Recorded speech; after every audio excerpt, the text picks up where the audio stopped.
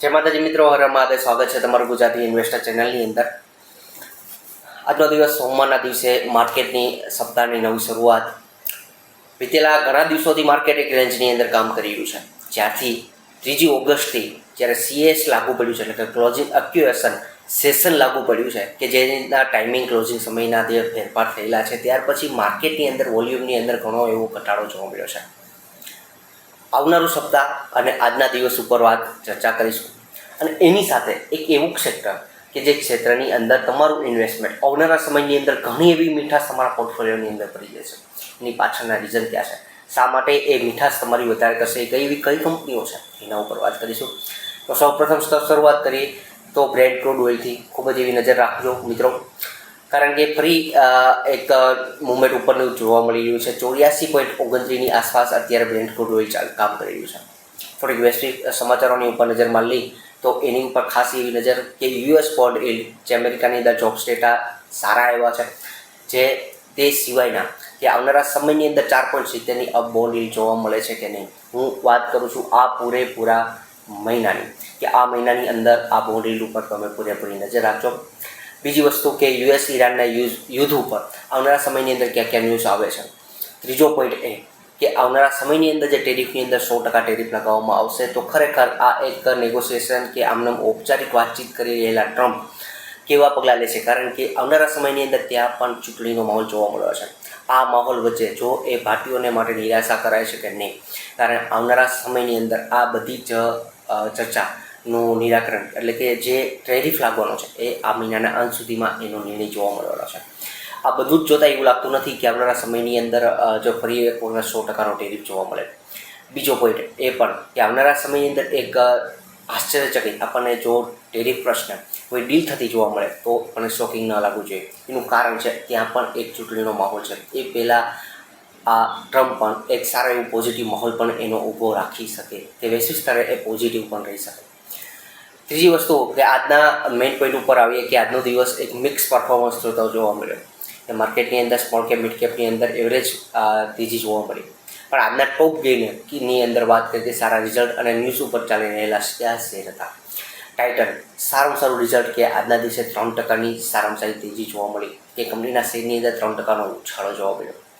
આ સિવાય ઇન્ફોએજ કે જે માર્કેટ શરૂ હતું ત્યારે આ કંપનીનું રિઝલ્ટ આવેલું હતું. અગાઉ પણ આ કંપની ઉપર આપણે વિગતવાર વાત કરેલી છે, જ્યારે આ કંપનીનો શેર 1100ની નીચે કામ કરી રહ્યો હતો, ત્યારે આ કંપની ઉપર આપણે વાત કરેલી હતી કે આ કંપની એઆઈ ક્ષેત્રની અંદર સારું ઇન્વેસ્ટમેન્ટ કરી રહી છે. આવનારા સમયની અંદર એની પોઝિટિવ કોમેન્ટ્રી આના નંબર કરતાં પણ બહુ ખૂબ જ મહત્ત્વનું છે. આજના દિવસે પણ એવા ઓકે નંબર કહી શકીએ. જ્યારે ઓવરવ્યૂ આપણે કરેલું છે ત્યાં સુધી વાત કરીએ કે માર્કેટ શરૂ હતું ત્યારે આ કંપનીના રિઝલ્ટ આવેલા હતા. એટલે ઓલ ઓવર કહીએ તો કોનકોલનું કેવું રહે છે કે એની અસર આ કંપની ઉપર જોવા મળશે. આવનારા સમયની અંદર આ કંપની એઆઈ ક્ષેત્રે કેવું પોતાનું પોઝિટિવ મંતવ્ય રજૂ કરે છે એ પણ ખાસ જોવા મળે છે. ત્યાર પછીના પેટીએમ આજના દિવસે 10%ની તેજી, કે એમડીઆર ઉપર રાહત, એટલે કે મર્ચન્ટ ડિસ્કાઉન્ટ રેટની અંદર કોઈપણ પ્રકારના ફેરફાર કે જે હેવી ટ્રાન્ઝેક્શન કરે છે એના ઉપર કોઈપણ થોડા એવા ચાર્જિસ લાગશે, પણ જે આપણે જનરલી જે યુપીઆઈ ટ્રાન્ઝેક્શન કરીએ છીએ એની ઉપર ફ્રી ઓફ ગવર્મેન્ટ દ્વારા એક આ ન્યૂઝ જોવા મળેલા, કે એની અસર પણ આજના દિવસે પેટીએમ ઉપર 10%ની તેજી જોવા મળી. સ્ટ્રોંગ ચાર્ટ અને સ્ટ્રોંગ કાઉન્ટર કહી શકીએ કે આવનારા સમયની અંદર આ કંપની હજુ પણ અહીંથી સારું એવું કામ કરી શકે છે. પેટીએમ કે આજના દિવસે 10% સુધીનો તેજી જોવા મળી. આ સિવાય ભારત ફોર્જ કે જે આજના દિવસે રિઝલ્ટને લીધે નેગેટિવ 8%નો ઘટાડો જોવા મળ્યો છે. વિગતવાર જતા નથી, પણ ઘણા એવા પોઈન્ટ છે કે બીજા આપણે કવર કરવાના છે. ત્યાર પછીનો એક પોઈન્ટ ઉપર કે જે નિફ્ટી 50ના ઇન્ડેક્સની અંદર જે ચેન્જીસ થવાના છે, ખાસી એવી નજર રાખજો આ બંને કંપનીઓ ઉપર, કે જે બંને કંપનીઓની અંદર વાત કરીએ તો વિપ્રો છે નિફ્ટી 50ના ઇન્ડેક્સમાંથી બહાર થશે, કે જ્યારે બીએસસી છે એની એન્ટ્રી થવાની શક્યતાઓ છે. સત્તાવાર જાહેરાત આજના દિવસે કે જે 10 ઓગસ્ટના દિવસે જોવા મળવાની છે. તો બીએસસીની અંદર આજના દિવસે 4%ની તેજી, એની સામે વિપ્રોની અંદર એક -34 જોવા મળી. એક વસ્તુ ખાસ એવી ધ્યાન રાખજો કે આ વિપ્રોની અંદર છે 246 મિલિયનનો ઇન્ફ્લો છે એ આઉટ થશે, એટલે બહાર જશે, અને જ્યારે બીએસસીની અંદર $741 મિલિયન નવું રોકાણ જોવા મળશે.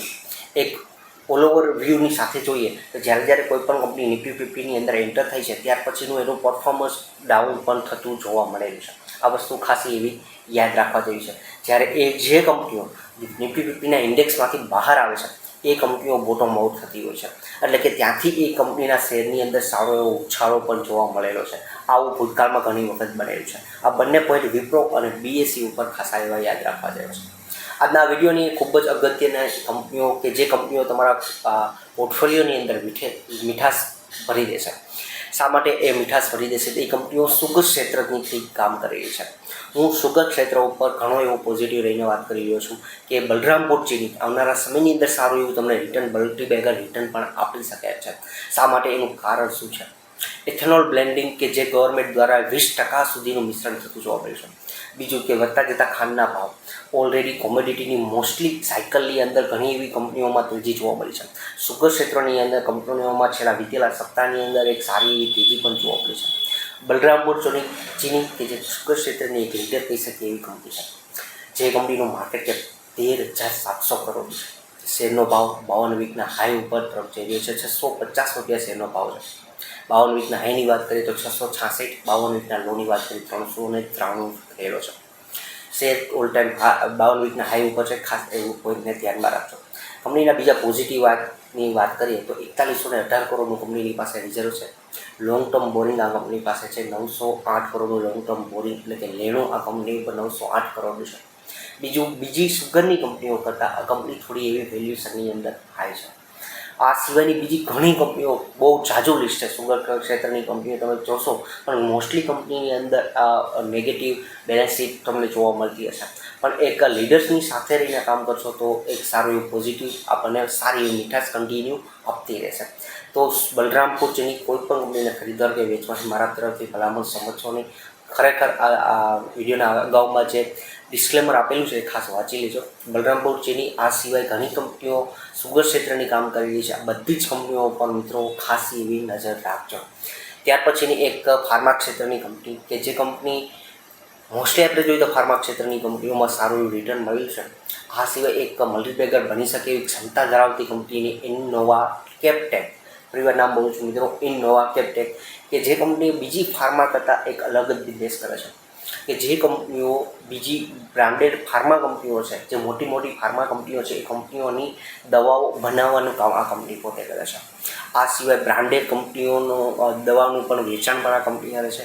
અને મોટાભાગનો આ કંપનીનો રેવન્યુ છે એ એક્સપોર્ટ ઉપરથી ડિપેન્ડ રહે છે.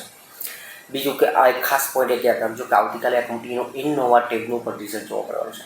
માર્કેટ કેપની દ્રષ્ટિએ જે સ્મોલ કેપ કંપની કહી શકીએ 5500 કરોડનું માર્કેટ કેપ છે. વેલ્યુએશનની દ્રષ્ટિએ પીની દ્રષ્ટિએ જોઈએ તો 39.70નું પી છે. થોડો એવો વેલ્યુએશનની અંદર હાઈ છે. રિઝર્વો 1034 કરોડનું છે. ઇનોવા કેપટેક કંપની પર વાત કરું છું. લોંગ ટર્મ બોરિંગની અંદર જોઈએ તો 215 કરોડનું કંપનીની પાસે લેવું છે. ખૂબ જ એક સારી વસ્તુ કહી શકીએ તો આ કંપનીની એ મને લાગી કે ઘણી એવી નાની કંપની હોવા છતાં ઘણા એવા ઇન્વેસ્ટરો આ કંપનીની અંદર રોકાણ કરેલા છે. પ્રમોટરોનું હોલ્ડિંગ જોશો તો 50.90નું છે. તમને ડિસ્પ્લે પર જોવા મળતું હશે કે આ સિવાય એફઆઈનું હોલ્ડિંગ 0.34 એટલે ઘણું એવું સારું ગણાવી શકે, કારણ કે કંપની ઘણી નાની છે. ત્યાર પછી ડીઆઈનું હોલ્ડિંગ તરીકે ડોમેસ્ટિક ઇન્સ્ટિટ્યુટનું હોલ્ડિંગ 19.92 છે. ખૂબ જ સારું એવું હોલ્ડિંગ આપણા ભારતીય રોકાણકારો ધરાવે છે. આ સિવાય પબ્લિક છે એ 28.84નું હોલ્ડિંગ ધરાવે છે. પણ એની અંદર ખાસી એવી નજર એ મારો મિત્રો કે ડિટેલ્સમાં તમને ડિસ્પ્લે પર જોવા મળતું હશે કે 21.29નું હોલ્ડિંગ છે એ મોટા ઇન્વેસ્ટરોનું છે. આ સિવાય આપણી જેવી પબ્લિક છે એ 7.55%નું હોલ્ડિંગ ધરાવે છે. અને આ કંપની ઘણી સ્મોલ કેપ છે. ખાસ નોંધ લેજો આ કંપની ઉપર ઇનોવા કેપટેક કે જે કંપનીને વોચ લિસ્ટમાં રાખવા જેવી છે. તમારું પોતાનું સર્ચિંગ કરજો. વિડીયોના અંત સુધી બની રહ્યો છો. ખૂબ ખૂબ આભાર. કોઈ પણ કંપની મારા તરફથી ખરીદવા કે વેચવાની ભલામણ સમજશો નહીં. એક સ્ટડી પર્પઝ માટે જે કંઈ કંપની ઉપર વાત કરવાની છે એને તમે એ જ ધ્યાન સ્ટડી પર્પઝ હેતુ થ્રુ તમે ધ્યાન દો છો. ફરી એક વખત વિડીયોના અંત સુધી બની રહ્યો છો. ખૂબ ખૂબ આભાર. ચેનલ સબસ્ક્રાઈબ કરજો, તમારા મિત્રો સાથે શેર કરજો. Thank you.